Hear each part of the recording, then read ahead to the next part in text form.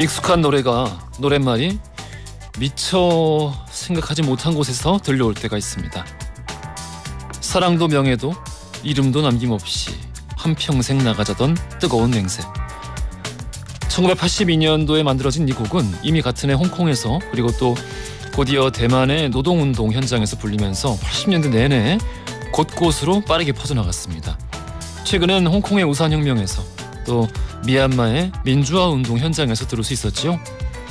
이 곡을 부르면 정치범 수용소로 끌려간다는 탈북자들의 증언을 감안해보면 북한을 제외한 사실상 아시아 전역에서 이 곡을 발견할 수 있습니다.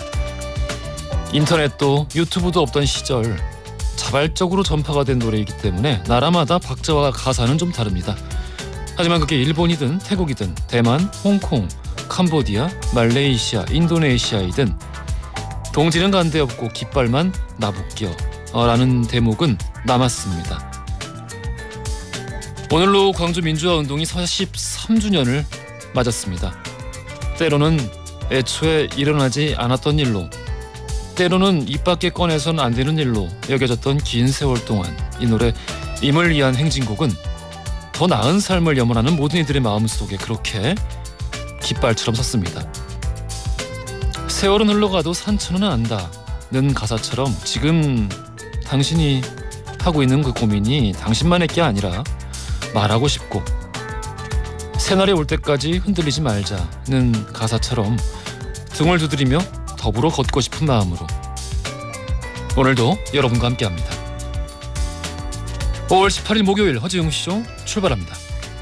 허지웅쇼 1부 오늘 첫 곡으로 임을 위한 행진곡 다카피 버전으로 들려드렸습니다.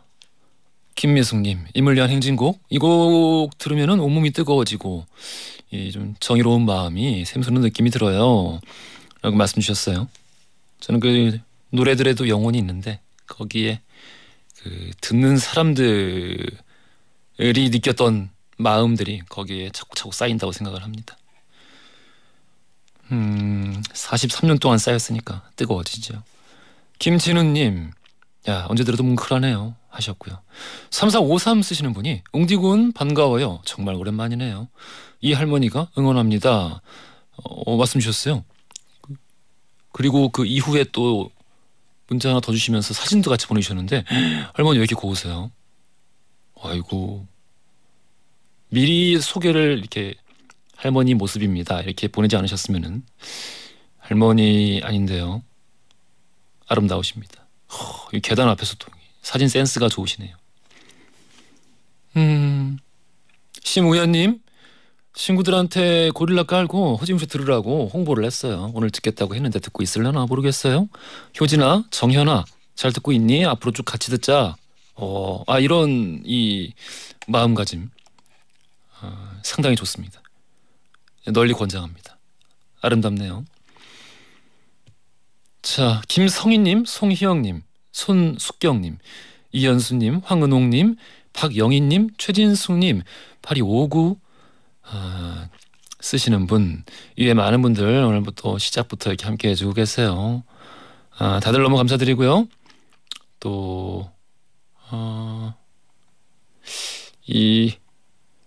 그럴 줄 알았는데 이 많은 분들도 이제 그 호응과 고마운 말씀 이렇게 보내주는 가운데 어떤 분도 걱정되셔가지고 뭐 조심하세요 이렇게 또 이런 말씀 해주시는 분도 계세요. 근데 그런 말이 더 이상 나오지 않을 그런 날을 또 꿈꾸면서 이 정도는 뭐 생각을 가리지 않고 최소한의 마지노선이 아닌가라는 생각이 들어요. 그렇죠? 자, 우리 짧은 건 50원, 긴 건 100원이 드는 문자 샵 1035번이나 무료인 고릴라 또는 허지웅씨 홈페이지에 여러분들의 사연과 신청곡 남겨주세요. 추첨 통해 푸짐한 선물 보내드립니다. 광고 듣고 뉴스를 함께 할게요.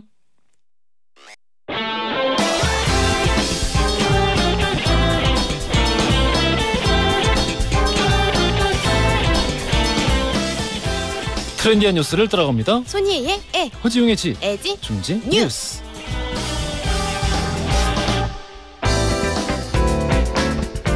콘텐츠 크리에이터 손예희 씨 나오셨습니다. 안녕하세요. 안녕하세요. 춥죠. 추워요. 괜히 반팔 입고 와가지고. 어이구. 어제도 밖은 더운데 스튜디오는 추워가지고 어제 저 되게 얇은 셔츠 입었잖아요. 맞아요. 그 백장님 같은 실크 입고 왔잖아요. 백장님이요? 네네. 그래요. 많이 추웠어요. 나 사실 오들오들 떨고 있었어요. 정말? 방송 내내. 그래서 이 셔츠는 7월은 돼야 입을 수 있겠다라는 생각을 했습니다. 맞아. 근데 스튜디오는 여름에도 좀 시원하니까. 그렇죠. 오히려 요때가 조금 더 덥고 에어컨이 많이 들어오는 그 시기 가면은 맞아. 방송국은 좀 추워요. 맞아. 자켓 입어야 돼요. 그렇습니다. 근데 아무튼 지금 밖에 날씨가 우리 예상했던 날씨보다 더 춥고 습도가 되게 높아요. 맞아요. 안 그래도 제가 들어오기 직전에 일기예보도 확인했는데 서울에도 비가 곧 내릴 거라고 합니다. 비 와요? 네. 근데 또 남부지방엔 이미 내리고 있어요. 제주 산지에는 호우주의보도 내려진 상태고요. 이 비는 전남 남해안은 내일 새벽까지, 또 제주도랑 경상도 해안은 내일 오전까지 이어진다라고 합니다. 예. 우리가 춥다라고 얘기를 한 것처럼 비 덕분에 또 더위는 잠시 주춤할 거다라고 하더라고요. 아이고 그렇군요. 네. 어제까지 일기예보 보시고 오늘 우산 안 가져 나오실 텐데. 저는 하나 들고 나오긴 했는데. 그래요? 양산. 양산. 진짜로 제 가방에 우산 넣고 양산 있는데. 그렇군요. 자, 그러면 우리 첫 번째 뉴스부터 들어가 볼게요.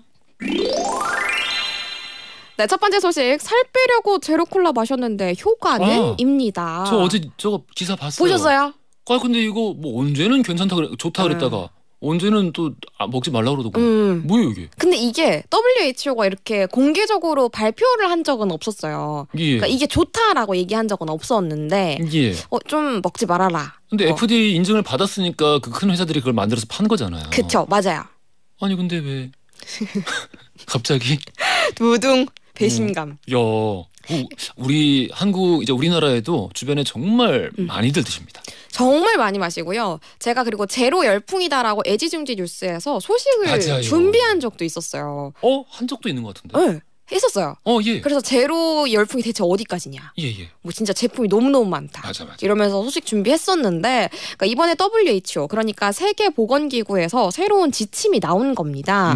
내용이 어떻냐면 설탕 대신에 사용하는 이 감미료가 체중 조절에 장기적으로 효과가 없고 오히려 당뇨나 심장병 위험을 키울 수 있다며 사용하지 말 것을 권장한 겁니다. 그러니까 우리가 이걸 정확하게는 무설탕 감미료라고 부르거든요. 그러니까 많이들 설탕 대신 사용하시는 아스파탐, 어드벤타임, 네오탐, 사카린, 스테비아 등등이 다 여기에 해당이 되는 겁니다. 조금 배신감이 들기도 하는데요. 뭐 스테비아 괜찮다며. 정말 많이 쓰잖아요. 그러니까요. 저도 집에 한 통이 있거든요. 한 통이나 있다요? 야. 이거 어떻게 해야 되나 좀 난감하기도 합니다. 우리 얘기했던 것처럼 제로 제품 정말 많이 쏟아지고 있어요. 그냥 음료뿐만 아니라 주류에서도 마찬가지입니다. 한 제품은 출시 7개월 만에 누적 판매 1억 병을 돌파하기도 했습니다. 아이고. 근데 왜 이렇게 많이 팔렸냐면 제로니까. 설탕을 덜 썼으니까 건강에 그나마 좋을 것이다. 라는 인식이 있으니까 이렇게 많이 팔렸던 거거든요. 그리고 이 처음에 이건 참 마케팅의 승리예요. 이를테면 뭐 프리 슈거 그쵸. 이런 식으로 쓴 게 아니라 제로. 맞아요. 아예 없다. 막 이런 느낌처럼. 근데 먹어보면 다로. 그쵸. 이게 사람들이 안 사고 백이나. 맞아요. 뭐야 설탕 안 넣었다는데 단데? 똑같이 단데 먹으면 좋은 거 아니야? 이러면서. 그러니까요. 이름을 잘 줬어. 뭔가 배신감이 좀 드는 포인트고 그러니까 이게 WHO가 발표한 걸 보면요. 이 무설탕 감미료를 쭉 장기간 섭취를 하게 되면 2형 당뇨병 그리고 심혈관계 질환의 위험, 성인의 경우에는 사망의 위험을 키우는 등 잠재적으로는 바람직하지 않은 효과가 있을 수 있다. 요 점을 좀 강조를 했습니다. 근데 절대 먹지 마세요. 완전 위험합니다. 이렇게 발표한 건 아니에요. 그럼 이제 판매 금지를 시키죠. 그렇죠.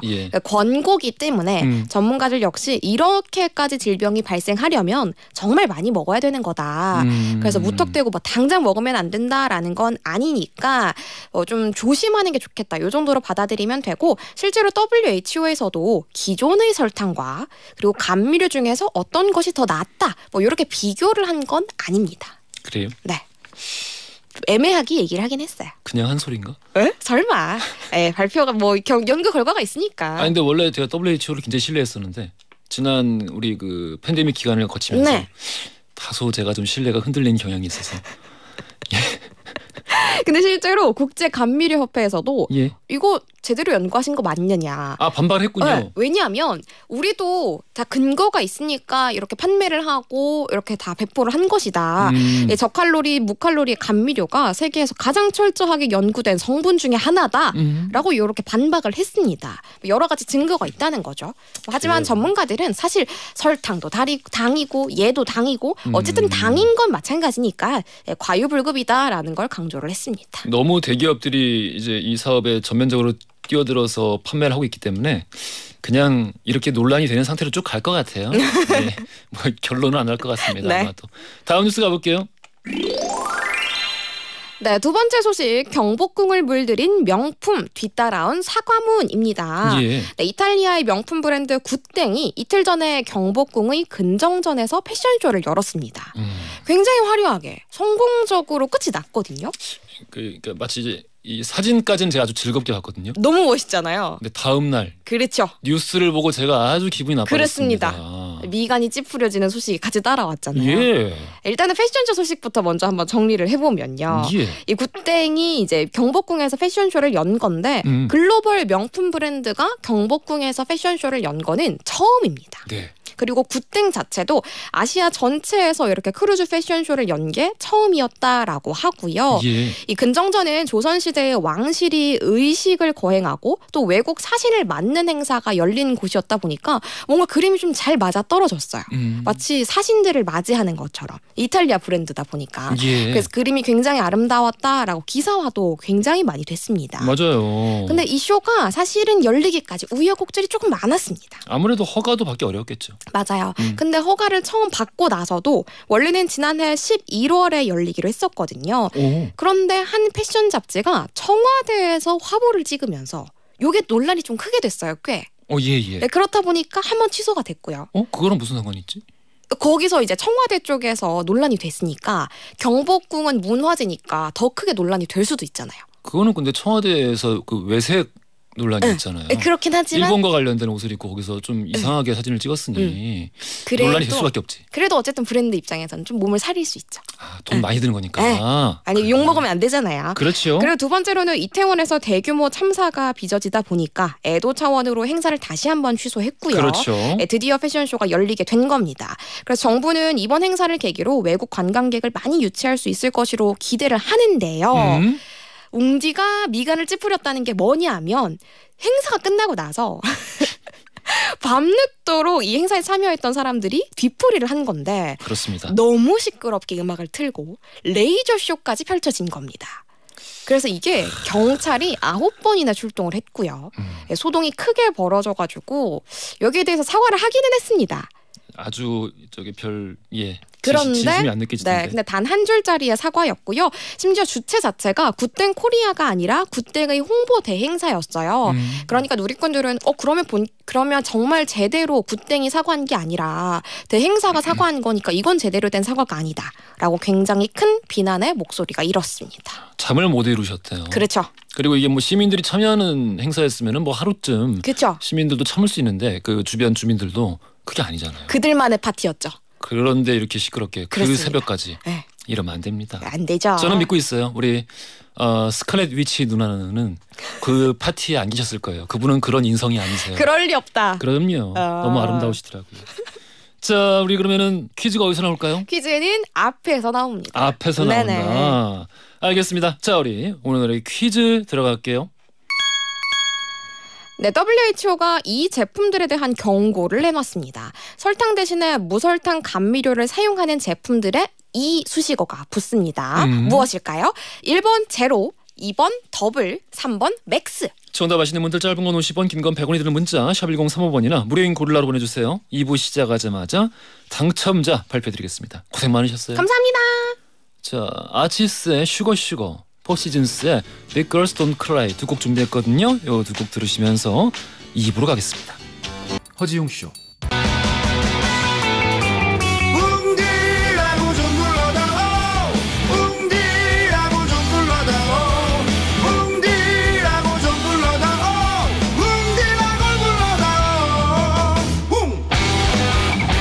세상을 향한 유쾌한 궁금증 허지웅 쇼. 허지웅 쇼 2부로 돌아왔습니다. 퀴즈 정답 1번 제로였죠.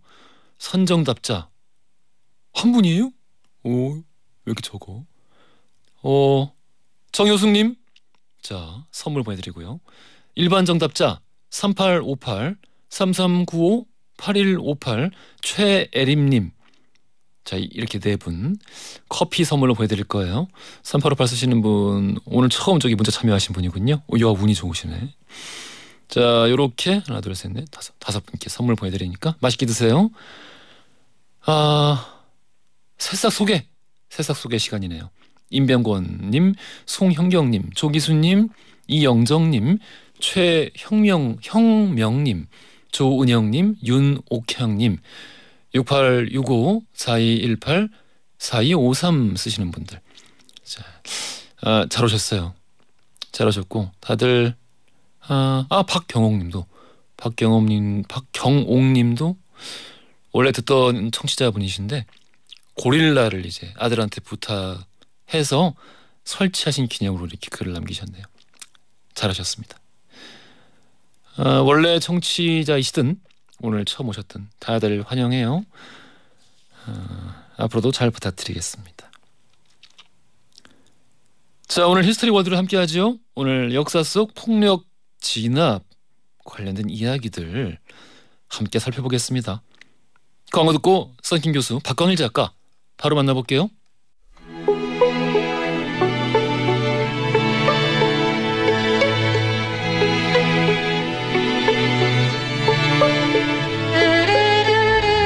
과거 속 역사를 통해 현재를 들여다봅니다. 히스토리 월드 역사행 전문가 역사 귀요미 K3하천 박광일 작가님 나오셨고요. 안녕하십니까? 안녕하세요. 박광일입니다. 안녕하세요. 달인 역사 개그맨.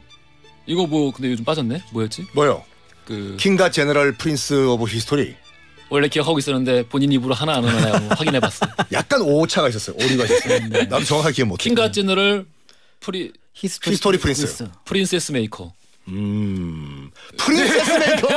괜찮다. 프린세스 메이커. 야, 오케이. 콜. 킹과 제너럴 프린세스 메이커 썬킴 교수님 나오셨습니다. 안녕하세요. 안녕하십니까, 썬킴입니다. 자, 오늘 제가 오프닝에서도 말씀드렸습니다만은 5월 18일 자, 우리 43주년 5.18 민주화 운동 기념일입니다. 네, 뭐 잘 아시겠습니다만은 5.18 그 광주 민주화 운동의 이제 시작된 날짜가 5월 18일입니다. 전남대 앞에서 이제 시작이 되었는데 예. 사실은 이제 그 배경에 앞에 두 개의 사건을 조금 살펴보시면 될 것 같은데요.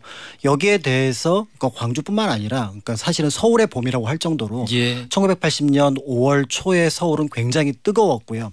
그 뜨거움의 목적은 어떤 의미에서 보면은 쿠데타로 찬탈했던 신군부에 대한 저항이었습니다. 예. 그러면 대한민국은 민주공화국이고 모든 권력은 국민으로부터 나오는데 정당한 어떤 절차를 거치지 않은 권력에 대한 어떤 국민들의 저항은 당연한 것이라고 할 수 있는데 신군부는 이거를 용납할 수 없다라고 판단을 했고요. 예. 그래서 이미 일부 지역에 내려졌던 계엄령을 1980년 5월 17일 밤에 전국으로 확대를 하게 됩니다.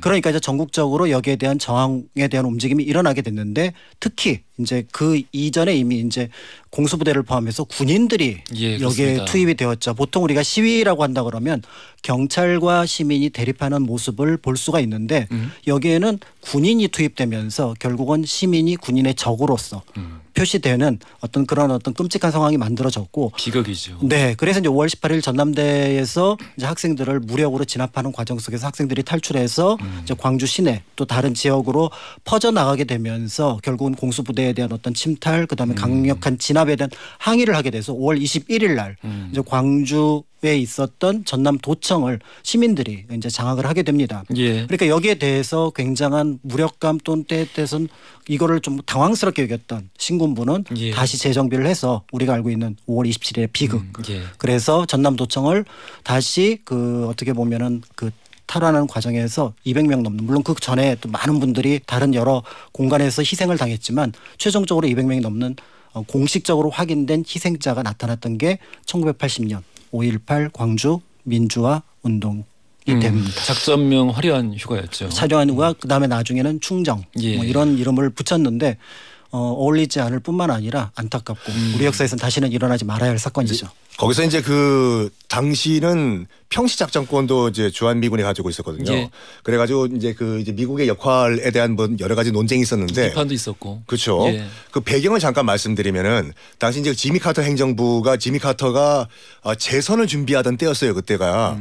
아시다시피 미국 200년 역사 가운데서 재선을 실패한 대통령은 6명밖에 없어요. 예, 예. 지미 카터 포함돼 가지고. 예. 그래서 무조건 자기가 재선을 해야 돼. 그런데 문제가 뭐냐면은 이 당시 이제 이란의 팔레비 왕조가 무너지고 이슬람 혁명으로 호메이니용이 집권을 하게 됐지 않습니까? 그리고 대사관 사건이 있었고. 그러니까 이 대사관 사건이 문제예요. 맞아요. 그 테헤란에 있던 미 대사관이 이제 학생들 다시 팔레비 국왕을 돌려달라. 그랬더니 지미 카터 행정부는 거부를 해요. 못 돌려준다고. 그래 학생들이 미 대사관 테헤란에 있는 미 대사관을 점령을 합니다.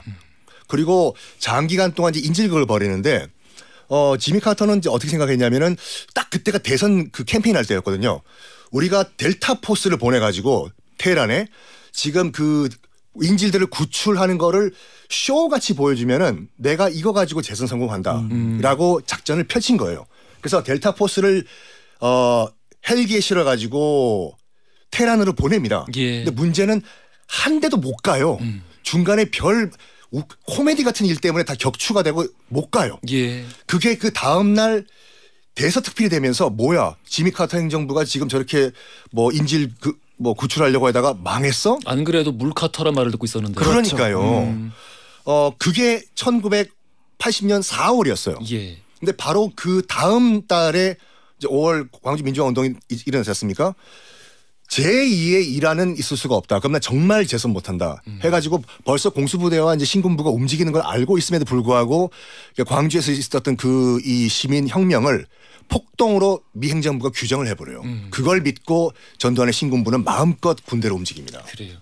그 뭐 이후의 상황들도 사실 이제 우리가 한번쯤 다시 생각해보고 지나갈 법한데 정말 이제 많은 소요 사태 그리고 많은 사람들이 죽었고 시민들 그리고 어린이 학생들 그렇죠.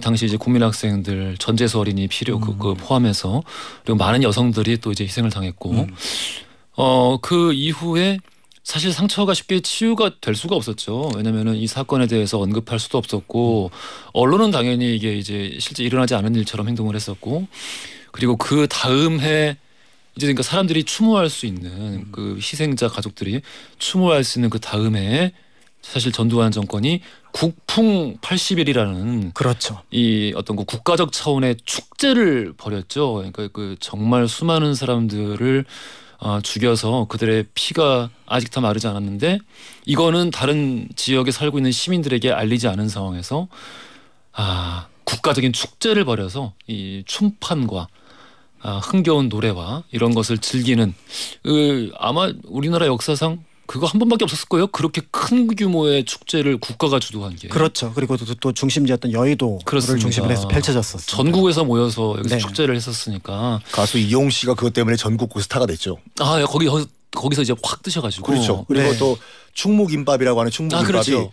이제 전국구 음식이 된 것이 국풍 80일 이후죠. 사물놀이 역시 이제 국궁 80일을 통해서 처음으로 이제 어떻게 보면은 그 틀을 잡아 나갔다고 볼 수가 있는 거죠. 그래서 이 광주항쟁 당시 이제 민주화운동 당시에는 왜 지금 오늘 우리 아들이 죽었는데 왜 뉴스에 한 줄도 안 나올까?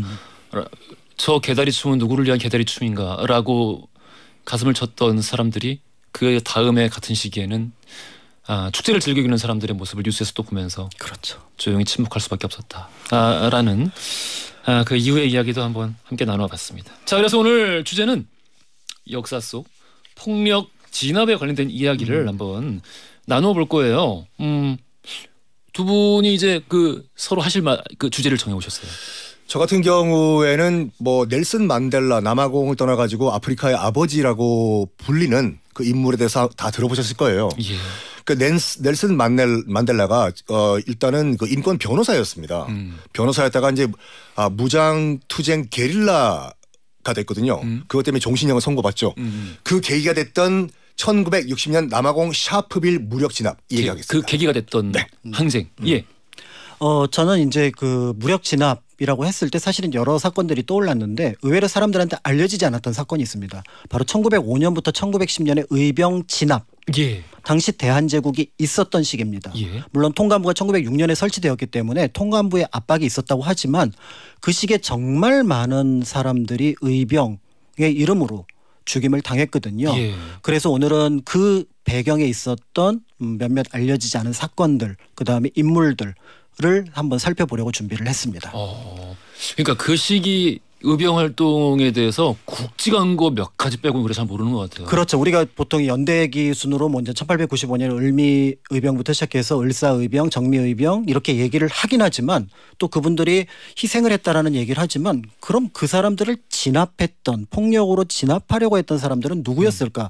아니 고종순종이 멀쩡히 두 눈 뜨고 집권하고 있는데 그 아래서는 어떤 일이 벌어졌던 걸까? 이런 것들이 사실은 이제 궁금할 수 있는데요. 그 내용을 이제 살펴보려고 준비를 한 겁니다. 그리고 그 시기 이후에는 이제 일반 백성들이 아니지 이제 더 이상 그 시민들이 약간 그 노동자 운동의 형태로도 그렇죠. 많이 저항을 했더라고요. 그렇죠. 이제 노동운동도 하나의 독립운동의 모습으로 그렇죠. 나오기도 하고요. 근데 그 역사를 사실 우리가 잘 못 배워요. 그렇죠. 그리고 또 한편으로 올해가 이제 그 형평운동, 그러니까 이제 백정들이 스스로 인권 선언을 시작한 게 딱 100주년이 되는 해이기도 하거든요. 예. 진주에서 예. 이제 그런 것들도 한편으로는 인권운동이면서 독립운동의 모습을 띠기도 했다라고 볼 수가 있는 거죠. 알겠습니다. 자 그러면 오늘 누구부터 하실까요? 가시죠. 자, 가죠. 자 그러면 바로 이어서 쭉 자연스럽게. 요즘에 이렇게 양부심이 많아지셨어요. 아유, 이제 나이 드니까 양보밖에 없어요. 귀찮은 것 같아. 뭘 귀찮아. 좀 이렇게 의욕을 가지고 해주시지요. 네네. 저는 청취자 입장에서 이렇게 예. 앉아 있겠습니다. 알겠습니다. 자 그러면은 예. 네, 아까 이제 말씀드렸던 것처럼 대한제국 시기의 의병들에 대한 얘기는 많이 나오는데 이제 이 의병과 관련해서 제가 이제 영화 속에서 인상 깊게 봤던 장면 하나가 있습니다. 영화 이제 그 암살에 보면은 거기에 이런 말이 등장을 해요. 이제 이경영과 관련된 그 거의 친일파로 나오는데 진행시켜. 네, 거기에서 그거 아니야? 이제 그 부인이 그런 얘기를 하는데 총 한 번 쏘지 못하고 망한 나라. 아 그렇지. 라는 표현이 등장을 합니다. 근데 사실 전 그런 데서는 좀 그 어떤 의도로 거기에 작가 또 연출자가 배치를 했는지 너무 이해를 하는데 그렇죠.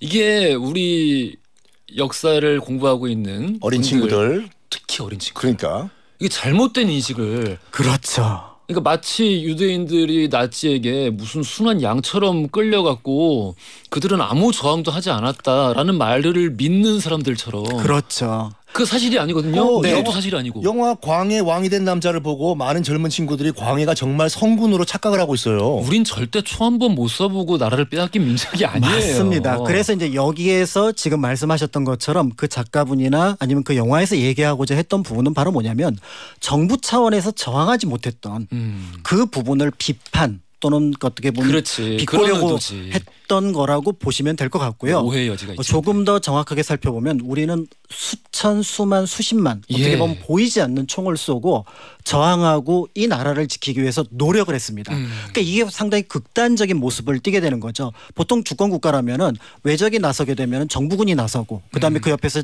의병으로서 시민들이 그거를 지원하는 모습을 띠게 되는데 예. 정부와 의병이 완전하게 언밸런스한 모습을 보여줬다라는 게 이 시기에 굉장히 안타까운 특징이라고 볼 수가 있거든요. 예. 실제로 그래서 1905년 을사늑약이 체결되었을 때부터 이제 그 모습을 좀 살펴보면은요. 사실 이제 그 을사늑약이 체결되자마자 당시 일본의 공사가 대한제국 정부에게 이런 요청을 하게 됩니다. 의병의 진압을 해달라. 지금 이게 을사늑약의 어떤 의도를 망가뜨리고 있다라고 해서 당시 외부 대신이었던 을사 오적 중에 한 명이었던 박재순에게 이 공문을 보냅니다. 예. 그랬더니 박재순은 네 하고 바로 접수를 하고요. 이 공문을 어디로 보내냐면 군부로 협조 요청을 보내게 됩니다. 그러니까 그때는 대한제국이 있을 때니까요. 그래서 실제로 대한제국군은 각 지역으로 그러니까 지금 나와 있는 자료로 보면 원주, 청주, 안동에 비교적 의병들이 많았었는데 이 지역으로 진압 작전에 들어가고요. 근데 군인들도 진압하러 가서 참 답답했겠다. 그렇죠. 그리고 이제 내부 그러니까 지금의 어떻게 보면은 이제 행안부가 되는데 여기는 충북, 경북, 강원에 훈령을 내려서 각 군수가 주도가 되어서 의병을 진압하고 그 내용을 보고하라. 그러니까 우리가 이게 비록 이제 통감부에 의해서 압박을 받았다고 하더라도 사실은 또 을사오적이라고 해서 거기에 도장을 찍었다고 하더라도 자기 예. 나라 백성을 진압파라고 할 수 있는 이 을사오적의 모습은 우리가 알고 있는 일반적인 친일파의 모습, 그러니까 단지 부귀를 위해서 했던 그 모습과는 다른 사륙의 중심에 있었다고 보시면 될 것 같은데요. 예. 1906년에서는 내부에서 다시 한번 전국 13도 의병 활동 금지에 대한 진압령을 내립니다. 이 1906년이 중요한 이유는 이때부터 통감부가 설치되기 때문에 예. 통감부가 실제로 순종보다 힘이 더 강하다라는 전제하에서, 그러니까 고종보다 힘이 더 강하다라는 전제하에서 진행이 되는데요. 그런데 이제 의병이 각 지역에서 너무 이렇게 많이 일어나게 되니까 대한제국군이 이 의병 진압에 나설 수가 없다라고 판단이 됩니다. 그러니까 일본은 직접 한국의 의병을 시민들을 진압하기 위해서 일본군을 군대를 파견했구나. 파견할 테니 이거를 양해해 달라는 성명 하나를 퉁치고 한국에 군대를 보냅니다.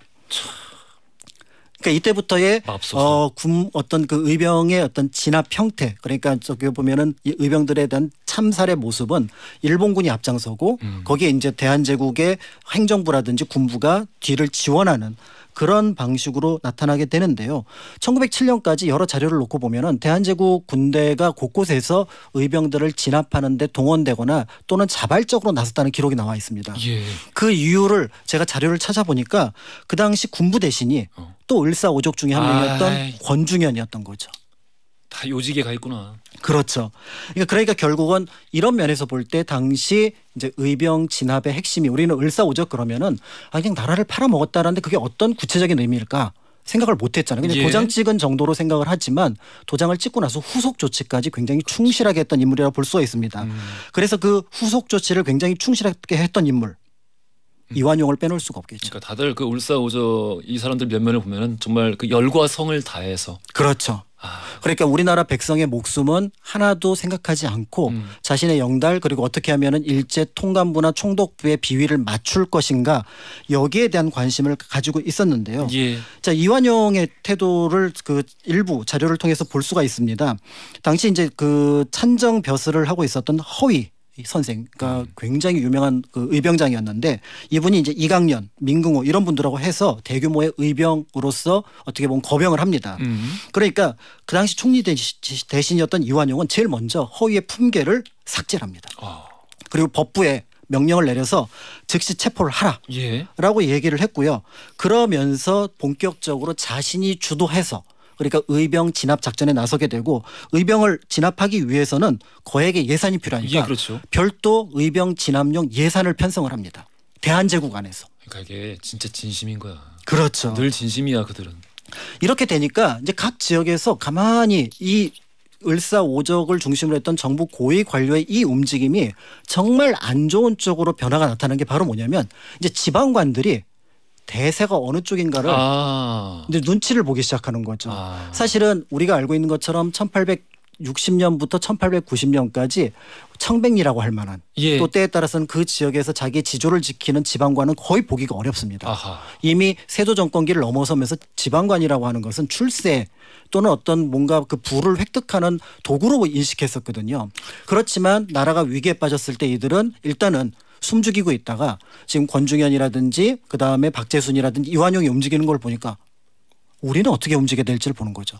그래서 자발적으로 의병 진압에 나서게 되는데요. 대세가 기울었구나라고 그렇습니다. 판단을 했구나. 그래서 당시 대한제국 당시 의병 진압에 가장 큰 공을 세웠던 거는 여러 면에서 볼 때 이제 그 자료가 조금 연구자들에 나누긴 하지만 어떤 연구자에 따르면은 면장들이 가장 큰 공을 세웠다라고 평가를 하는 연구자가 있습니다. 그 이유는 뭐냐면 면장은 각 지역의 행정, 그러니까 군보다 작은 게 면이잖아요. 그 면 안에서 의병으로 추정되거나 의병하고 접촉하는 사람을 제일 먼저 파악을 합니다. 그러니까 의병들이 결국은 자기 거점이 있고 또 연결고리들이 있잖아요. 같은 항맥이라든지 이런 어떤 연결고리가 있는데, 예를 들어서 옆 동네 누가 의병을 일으켰는데 그 의병의 끈앞 그 어떤 한 명이 우리 동네 왔다. 그럼 이 사람이 의병이잖아요. 그럼 이 의병과 관련된 정보를 누구한테 넘기냐면 군수한테 넘깁니다. 그럼 군수는 경찰을 동원할 권한이 있거든요. 면장은 그 권한이 없는데 그럼 경찰을 동원해서 그 독립운동가의 한 부분을 의병을 잡아갑니다.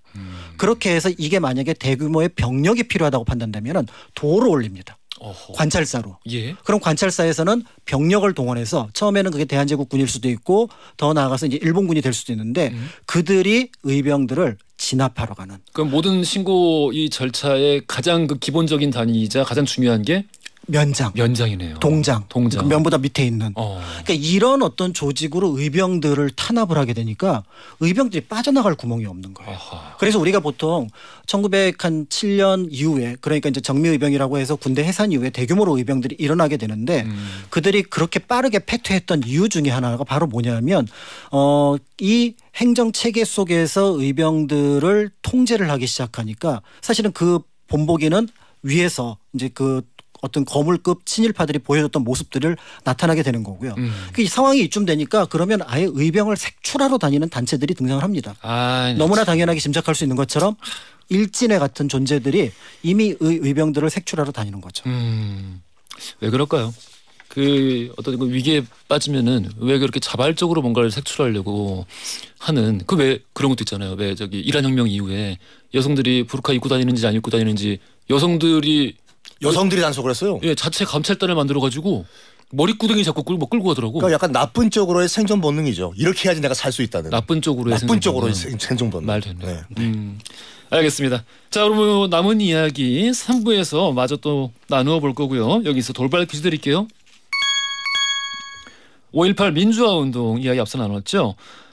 이를 토대로 또 소재로 한 영화 가운데 엄마를 잃은 충격으로 미쳐버린 떠돌이 소녀 또 이 소녀를 돌보는 날품팔이 인부의 이야기를 담은 작품이 있습니다. 무려 3,000대 1의 경쟁률을 뚫고 주인공에 올랐던 배우 이정현 씨의 데뷔작이기도 하죠. 자, 이 영화 제목은 과연 무엇일까요? 보기 드릴게요. 1번 꽃잎, 2번 1987, 3번 귀향. 힌트. 기타 하나 정답 꽃잎뿐. 오. 산뜻하죠. 오. 이 노래 기억하시는 분들은 여러분 건강검진 받으십시오. 그러실 나이가 됐어요. 아니야. 그렇진 않아. 자, 우리 정답 아시는 분들 짧은 건 50원, 긴 건 100원이 드는 문자 샵1035번이나 무료인 글로 보내주시면 추첨 통해 선물 보내드리겠습니다. 자, 노래 한 곡 들으면서 3부로 갈 텐데요. 힌트곡이에요. 요 방금 우리 정답이 되는 그 영화의 주제곡입니다. 이 곡 들으시면서 3부로 갈게요. 허지용 쇼.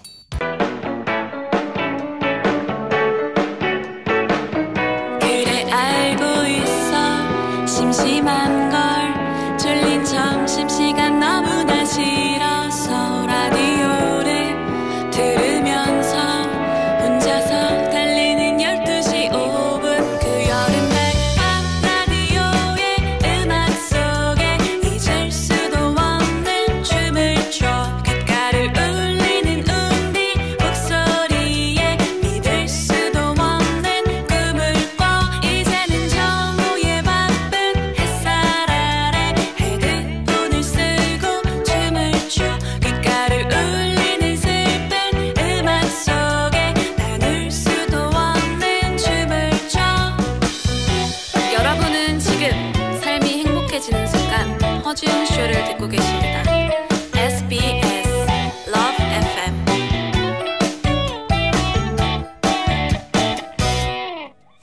허지웅 쇼 3부로 돌아왔습니다. 오늘 히스토리 월드 박강일 작가, 썬킹 교수 두 분 모시고 역사 속 폭력 진압에 관련된 이야기 살펴보겠어요. 자, 우리 팟캐스트로도 이 시간 함께 할 수 있는 거 알고 계시죠? 언제 어디서든 1주행, 2주행, 3주행, 정주행 쭉 하시는 분들 계시는데 늘 즐겁게 편하게 들어주시고요. 앞서서 우리 박강일 작가님께서 이 중간 이제 그 면장들이 어떤 이 신고 체계의 어떤 거 기초 조직으로서 굉장히 맹활약을 했다. 의병들을 말살하는. 그래서 마치 우리 민족이 우리 민족을 잡는데 이렇게 앞장서는 스푼 모습이 펼쳐지는 데까지 우리가 이야기를 했습니다. 네. 그리고 사실은 이제 면장들이 나서고 또 보통의 사람들조차도 의병 신고에 나서게 된 배경은 현상금이었습니다. 현상금. 그러니까 이제 이런 현상금이 거니까 결국은 가치의 혼돈 상태에서 누가 우리를 우리를 지켜줄 사람이고 누가 우리의 정체성을 대표하는 사람인가 이런 것들에 대한 어떤 혼란 속에서 그런 일들이 벌어지게 되었던 거고요. 예. 사실은 말단에 가면은 결국은 굉장히 복잡해집니다. 그러니까 서로 의병과 또 때에 따른 친일파로 또 이렇게 해서 죽임을 당하거나 이런 일들이 벌어졌는데 중요한 거는 그 중심에서 누군가가 이 일은 잘못된 거고 이렇게 해서는 안 된다고 얘기를 해야 될 사람들이 오히려 그런 잘못된 일을 먼저 하게 됨으로써 어허. 그 사회 전체가 혼란에 빠질 수밖에 없었다라고 볼 수가 있는 거고요. 소위 리더라고 불리는 사람들이 그렇죠. 먼저 했다. 그렇죠. 그리고 이 시기에 이제 언론 같은 경우도 대한매일신보를 포함한 몇 개의 신문들만 남아 있었고 그조차도 이제 사라지게 되는 순간에는 어떤 의미에서 보면은 언론조차도 올바르지 못한 것들을 마치 사실인 것처럼 전달하게 됨으로써 그렇지. 현장에서는 더 혼란에 빠져서 저 의병들을 폭도로 어떻게 보면 우리가 생명을 지키려면 저들을 신고해야 되는 것처럼 이렇게 만들어 갈 수밖에 없는 거고요. 예. 여기에 이제 의병들이 거의 참다 못해서 경문을 발표를 합니다. 네. 당신들은 왜 침략자 그리고 외국인의 앞잡이가 되려고 하느냐. 당신들은 우리 편에 서야 이 나라를 지킨다라고 얘기를 했지만 결국 이 말이 먹혀 들어가지 않게 되니까 그렇죠. 의병들 역시 행동에 나서게 됩니다. 바로 뭐냐면은 친일파와 그다음에 자신들을 신고했던 존재들을 일본군과 동일한 방식으로 처단하기 시작합니다. 그러니까 그 과정에서 결국은 또 독립군의 의병에 의해서 처단당한 사람들은 또 의병에 대해서 복수심을 가질 수밖에 없는 거고 예. 이런 어떤 악순환이 반복되는 가운데 우리가 알고 있는 1910년 8월 22일 도장을 찍고 발표하는 8월 29일에서 국권을 빼앗기게 되는데요. 이 국권을 빼앗기는 이 순간까지도 사실은 전국 어디선가는 총소리가 울렸을 겁니다. 다만 일제는 안심을 했겠죠. 이 정도로 한민족을 진압을 했고 길을 눌러놨으면 더 이상 하지 않을 독립에 것이다. 대한 열망은 일어나지 않을 거라고 생각을 했습니다. 우리를 모르는 거죠. 그렇죠. 그런데 9년 만에 결국은 우리가 알고 있는 것처럼 3.1운동이 일어나게 되니까 일제는 다시 태세 전환 즉 자신들이 의병을 진압할 때 썼던 똑같은 방식으로 이른바 한국인을 분열시키는 방법을 씁니다. 바로 친일파 형성. 예. 이게 우리가 알고 있는 문화 통치의 핵심이거든요. 그렇죠. 그러면서 한국은 다시 이제 어려움에서 혼란에 빠져서 우리가 일제강점기를 볼 때 정말 어려운 게 그냥 저기 한쪽 일본이면 상관없는데 아니죠. 친일파 그리고 또 스펙트럼처럼 친일파가 굉장히 다양하다는 것. 그러니까 우리가 어느 순간 역사를 보면은 어느 순간 투쟁을 포기하게 되는 시점이 더 이상 피아를 식별할 수 없게 되었을 때 그렇죠. 다 섞여버려. 그렇죠. 그런 면에서 볼 때 우리에게 굉장히 안타까운 역사의 한 장면이고 적어도 사람이 죽고 또 때에 따라서는 그 생명을 잃는 부분에 대해서는 이때는 PR을 넘어서서 이 일이 사람을 죽이는 일과 관련된 거면은 한 발짝 물러서는 거죠. 예. 그게 필요하지 않을까라는 생각을 이 자료를 통해서 살펴봤고요. 처음에 이제 웅디가 했던 얘기 정말 중요해요. 사실은 제가 오늘 하고 싶었던 얘기가 바로 그 얘기인데 1910년에 우리나라가 망할 때 총 한 번 쏘지 못하고 망한 나라가 아니라 우리는 이렇게 최고의 어떤 나라에서도 할 수 없는 저항을 했었고 그렇기 때문에 1919년에 3.1운동 이후에 민주공화정 그래서 대한민국의 주권은 국민에게 있고 이런 어떤 새로운 공화정 체제를 선언할 수 있는 바탕이 여기에 있었다라는 것도 함께 보신다면은 독립운동이 민주주의이고 민주주의가 결국은 시민운동 그러면서 우리의 생존을 지키기 위한 또 다른 모습으로 발전해 나간 하나의 역사 속에 있다는 점을 생각해 보시면은 안타깝지만 또 그거를 거울 삼아서 이런 일이 없도록 하면 우리 역사는 굉장히 멋있는 역사가 그렇죠. 아닐까 이런 생각을 합니다. 시민불복종의 역사 없는 이 완성된 민주주의 국가는 존재하지 않죠. 그렇습니다. 전 세계 어느 곳에도 그런 나라는 존재하지 않고 네. 앞서서 또 나눠주신 이야기 중에서 의병들이 느꼈을 그 분노 왜 우리 민족이 또 그 언론사가 신문들이 왜 오히려 우리를 또 도와주지 못할 망정 폭도라고 하느냐 우리를 이렇게 얘기를 하느냐 이 80년 광주에서도 시민들이 처음에 이제 이 스스로를 이제 그 자구하기 위한 차원에서 그렇죠.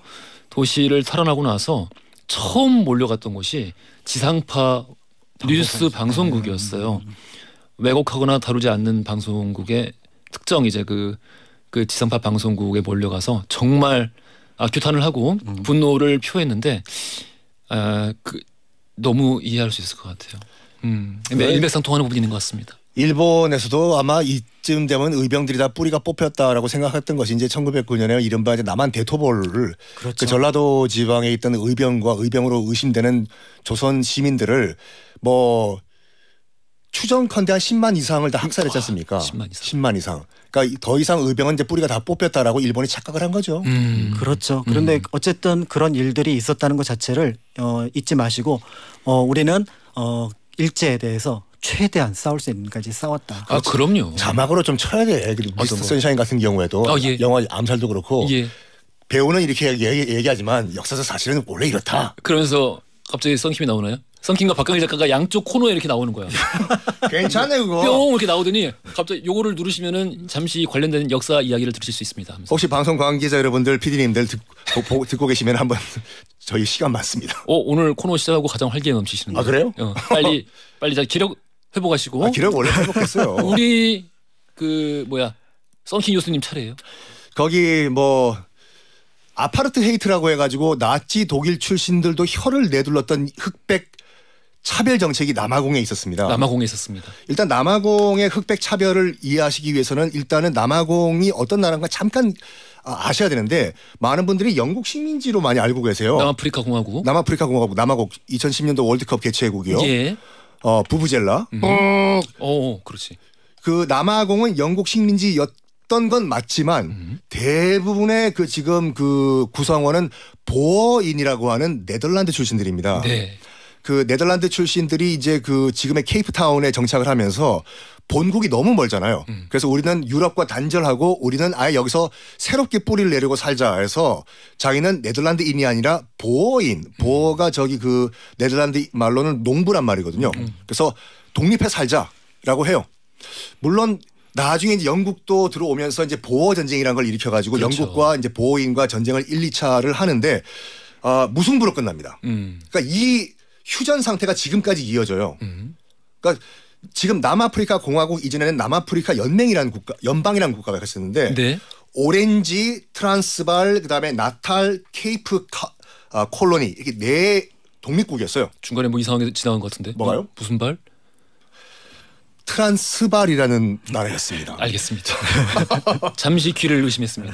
다시 한번 트란스발, 예. 그다음에 오렌지, 예. 나탈, 케이프 콜로니. 여기에 나탈과 케이프 콜로니는 영국계, 그다음에 오렌지와 트란스발은 보어인. 지금도 남아프리카 공화국은 수도가 3개예요. 전 세계에서 유일해요. 그래요. 왜냐하면 영국계와 보어계가 나눠 먹었기 때문에 영국계는 케이프타운 하나 먹고 나가고 그다음에 네덜란드계는 2개 먹고 나가고. 그러니까 즉 그 말은 뭐냐면 지금도 남아공은 영국의 입김도 세지만 주류 사회는 보어인이 통치하는 나라예요. 그래서 여전히 굉장히 사회가 좀 혼란하고 그래서 그 예전에 우리 SF 영화 중에 디스트릭트 9이라는 그렇죠, 작품이 이 남아프리카 공화국을 배경으로 삼았던 것도 이런 그 정치적 배경 중간에 그런 풍자도 많이 들어가 있고 많이 들어가죠. 예. 그 보어인은 자기의 이름을 공식적으로 바꿔요. 아프리칸스라고 해서 우리는 백인이지만 유럽과는 전혀 상관이 없는 아프리카에 사는 그냥 우린 얼굴 하얀 사람이다. 아프리칸스로 이름을 바꾸고 그렇죠. 자기네 나라 말 쓰는 말을 아프리칸스어라고 만들어버려요. 이게 네덜란드어에서 시작이 됐지만은 한 300년 거치면서 완전 다른 말이 돼버려요. 남아공은 공식적으로 공용어가 11개예요. 예. 영어는 그중에 하나일 뿐이에요. 오히려 아프리칸스어가 공용어에 더 가까워요. 아프리칸스 그 대표적인 그 배우가 누구냐면 샤를리스 테론이라고 예. 그 매드맥스에 나왔던 그분 있잖아요. 샤를리스 테론을 소개하면서 그렇게 그 표현할 필요가 없습니다. 여러분이 잘 모르시겠지만 이런 풍으로 말씀하시면 어떡해요. 아니, 죄송합니다. 사랑합니다. 사랑합니다 여러분들. 그 The Bombshell 예. 나오고 예. 샤를리스 테론이 아프리칸스예요. 그래서 모국어가 영어가 아니에요. 그래서 아프리칸스 네덜란드계 입장에서 봤을 때는 자기는 유럽과는 뿌리가 이제 완전 다른 아프리카의 백인들이잖아요. 자기네 목숨은 자기가 지켜야 돼요. 그래서 어떤 걸 결정을 하냐면 흑인들이 당연히 줄이겠죠. 퍼센티지로 봤을 때는. 예. 절대로 우리가 밀리면 안 된다예요. 그러면서 뭐 하냐면 철저한 흑백 분리 차별 정책을 시작합니다. 아파르트 헤이트가 아프리칸스어로 분리, 세그리게이션이라는 말인데 세퍼레이션이요. 예. 처음부터 이게 점점 이제 이 비공식으로 진행되다가 1948년도에 공식적으로 법제화가 돼요. 이 아파르트 헤이트가. 어느 정도였냐면은 흑인들을 아예 독립을 시켜버려요. 예. 독립국으로. 예. 반투스탄 정책이라고 하는데 너희들은 그 너희 나라로 만들어줄 테니까 들어가서 나오지 말라고. 너희 나라에서 남아공 들어오려면은 여권 갖고 허가증 받고 들어오라고. 그리고 만약에 일 때문에 너희들이 흑인들이 다시 우리 백인들 커뮤니티에 들어올 경우에는 허가증이 있어야 되고 하늘 보고 걸으면 안 되고 땅 보고 걷고 백인들 얼굴 보고 웃으면 안 되고. 아하.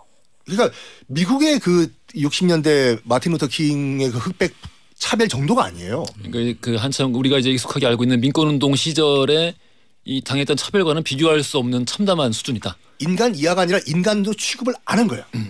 그렇죠. 이런 상황에서 1960년 요즘은 아니지만 당시에 그 아파르트헤이트 그 인종차별 정책이 가장 심했던 곳이 요하네스버그예요. 요하네스버그. 많은 분들이 요하네스버그를 그 남아공의 수도로 알고 계시는데 수도는 아닙니다. 수도는 아니고 아까 얘기했던 디스트리트 나이트 배경이죠. 그렇죠. 예. 요하네스버그가 가장 인종차별이 심했는데 거기에 요하네스버그의 교회에 있던 마을이 하나 있었어요. 샤프빌이라고. 흑인들이 도저히 못 참겠다. 우리 흑인들도 인간으로 대접해달라라고 하면서 시위를 벌입니다. 시위를 벌였는데 백인 비밀 경찰들이 기관총까지 동원하면서 공식적으로는 백인 기록에 따르면은 500명 이상이 그 기관 단총을 맞고 현장에서 죽거나 다쳤어요. 그만 곱하기 10 해야겠는데. 그렇죠. 예. 네. 그때 그 당시에 활약했던 사람이 당시 이제 그 흑인 인권 운동가였던 넬슨 만델라였어요. 예. 변호사였던. 변호사였죠. 예. 그 넬슨 만델라는 그 1960년 이전만 하더라도 인권 변호사로서 엄청나게 활동을 했어요. 만약에 흑인들이 뭐 폭력을 당했다. 그러면 변론해주고 우리 흑인은 잘못이 없다. 했다가 1960년 이 샤프빌 무력 진압 이후에 변호사를 포기합니다. 안 되겠다. 이제부터 무력 투쟁이다.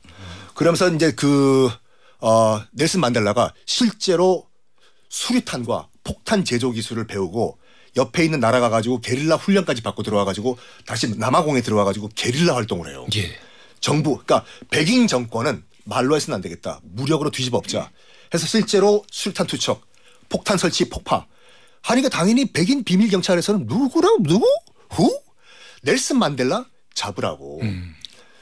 그러니까 약간 체 게바라와 비슷해요. 체 게바라는 의사였잖아요. 부에노스아이레스에서요. 예. 그러다가 이제 무장 게릴라가 된 케이스고 예. 넬슨 만델라는 변호사였다가 이제 무장 게릴라가 된 케이스인데 1년 반 동안 그 숨어서 투쟁을 하다가 결국에는 1년 반 만에 비밀 경찰한테 붙잡힙니다.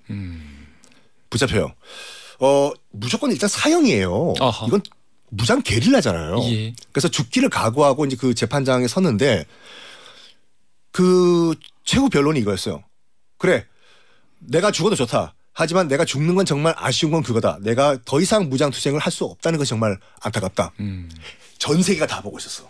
그 무장 투쟁을 하던 넬슨 만델라가 잡혔다.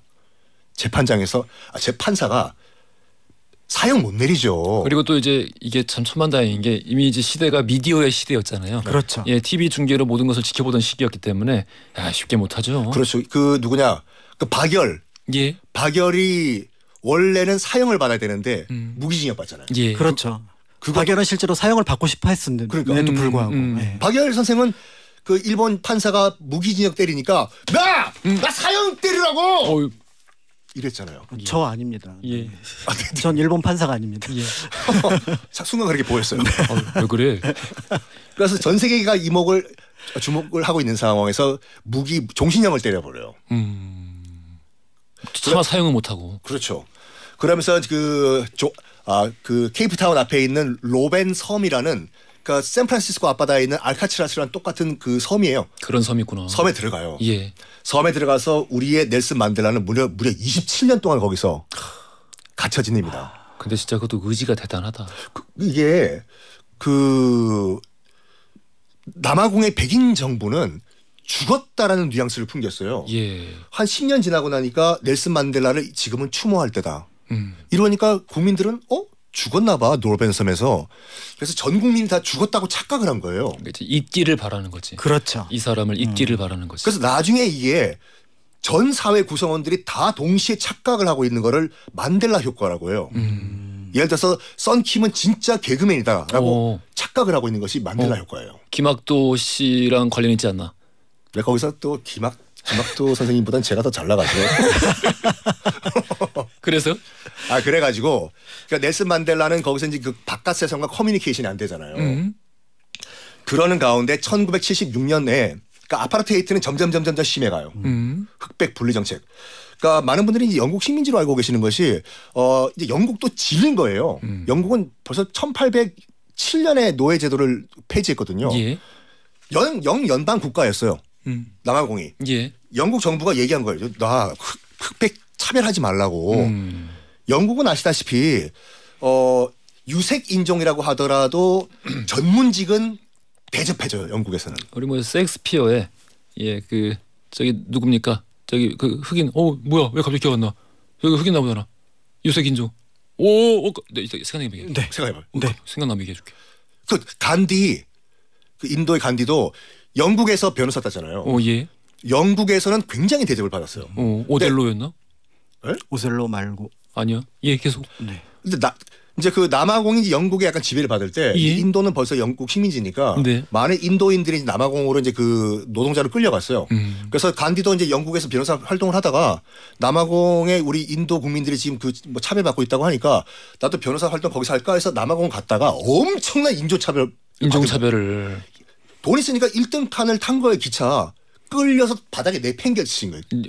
어디 유색 인종이 어디 감히 네가 1등 칸을 타냐고. 여기에 멘붕이 와가지고 안 되겠다. 투쟁을 하자.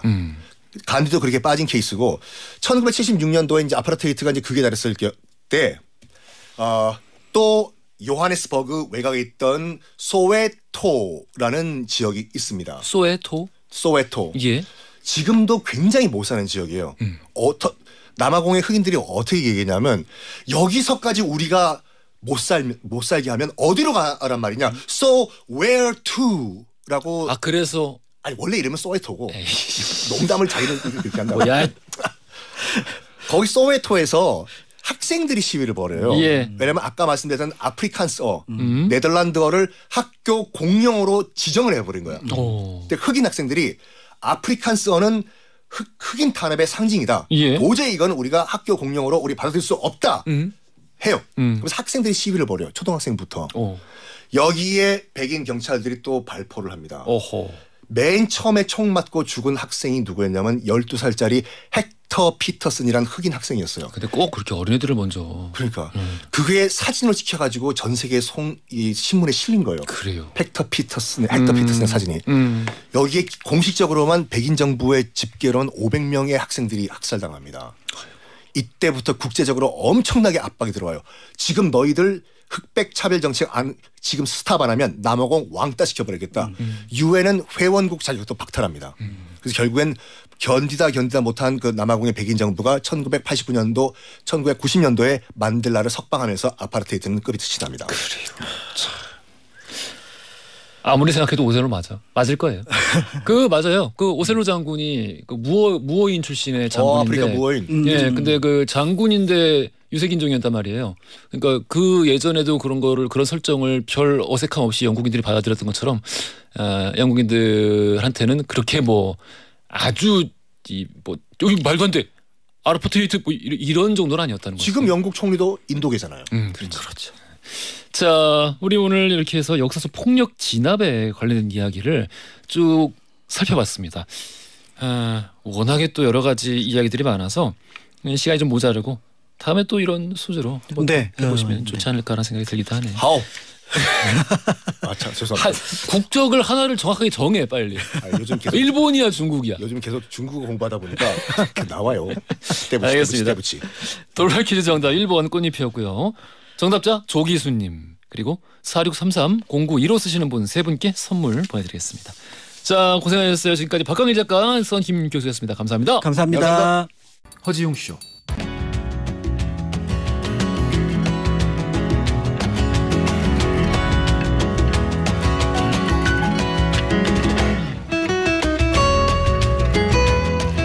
여러분의 하루를 읽어보는 시간, 나의 친애하는 하루.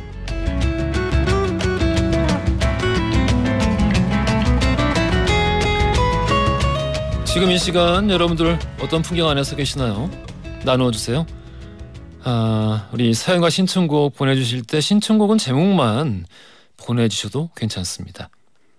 짧은 건 50원, 긴 건 100원이 드는 문자 샵 1035번이나 무료인 고릴라로 보내주시면 이 4부에서 소개되는 모든 분들에게는 커피 쿠폰 바로바로 보내드려요. 송희영님, 저는 지금 백화점에 와 있습니다.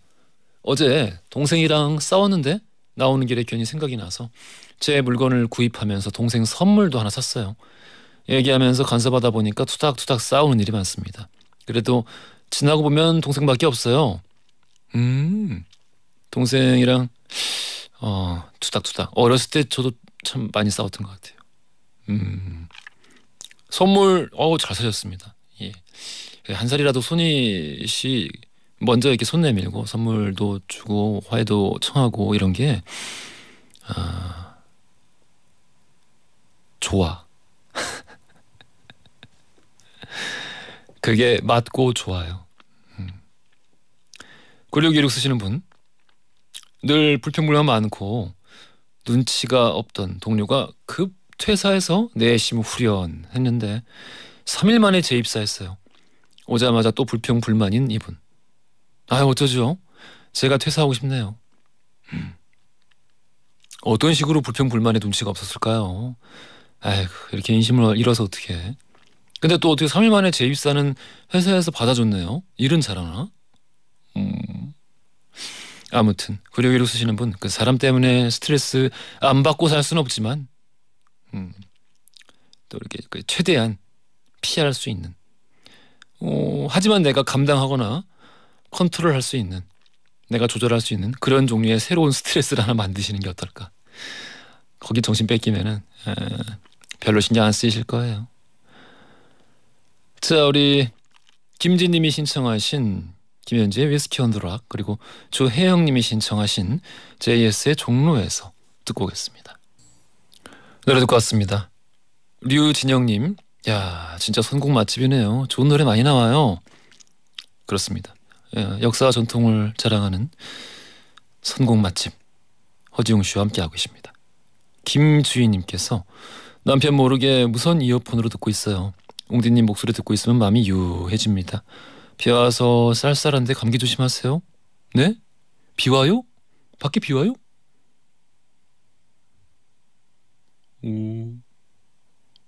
아직 여기는 오진 않는군요. 야, 지금 이제 비가 오는 곳들도 있고 비가 오지 않는 곳도 있고 그런데 어찌됐든 오늘 뭐 전국에 한 번쯤은 비가 올 것 같네요. 그래서 아까 이렇게 위스키 온도락이 귀에 그렇게 확 감겼나? 김미래님이 웅디, 저는 지금 전국 노래자랑 예선장에 와 있습니다. 딸내미가 참가를 해요. 아이돌이 꾸민 딸내미가 예선 합격해서 방송 타기를 응원해주세요. 옆에 긴장한 모습을 보고 있는데 너무 귀여워요. 예쁜 딸 유다윤 파이팅! 따님이 몇 살이에요? 야, 궁금하다. 딸내미라고 표현하신 거 보니까 많이 어린 것 같기도 하고. 유다윤 어린일까요? 아무튼 유다윤님 좋은 성과 있길 바랄게요. 떨리겠다. 전국 노래자랑 예선장이다. 그 결과도 좀 남겨주세요. 4865 쓰시는 분은 비가 아주 시원하게 오네요. 오늘은 문자 참여 열심히 하고 있습니다. 그동안은 혹시 옹디 보기 번거로우실까봐 고심고심해서 문자를 길게 하나만 보냈거든요. 어떤 식으로든 허지영 씨랑 더 친해져 봅니다. 오늘 신청곡은 너드 커넥션의 조용히 완전히 영원히입니다 하셨어요. 오, 아니 근데 문자 참여를 열심히 하면은 제가 보기 번거로울 것 같아요. 이런 무슨 4865 쓰시는 분, 그런 오해는 접어두시고 100개 보내고 싶으시면은 앞으로는 500개 보내시길 바라겠습니다. 의무감을 가지시고 너드 커넥션의 조용히 완전히 영원히 신청하신 곡 지금 띄워드릴게요. 노래 듣고 왔습니다. 김광석의 먼지가 되어 였지요. 김효진 님이 신청해서 띄워드렸습니다. 이 뒤에 근데 원래 코러스가 있었나? 원곡에? 없었죠? 예. 깜짝 놀랐어. 자, 오늘도 많은 분들 이 시간까지 쭉 함께 해주셨는데 늘 감사드리는 거 알고 계시죠? 자, 광고. 오늘 허지훈 쇼 마무리할 시간입니다. 끝곡 7724 쓰시는 분이 신청하셨어요. 김범수의 지나간다. 이 곡 들으시면서 저는 내일 낮 12시 5분 다시 돌아올게요. 지금까지 연출 최다은, 작가 강미정, 최현채, 영상 김아림, 기술 박삼만, 진한석, 저는 허지웅이었습니다.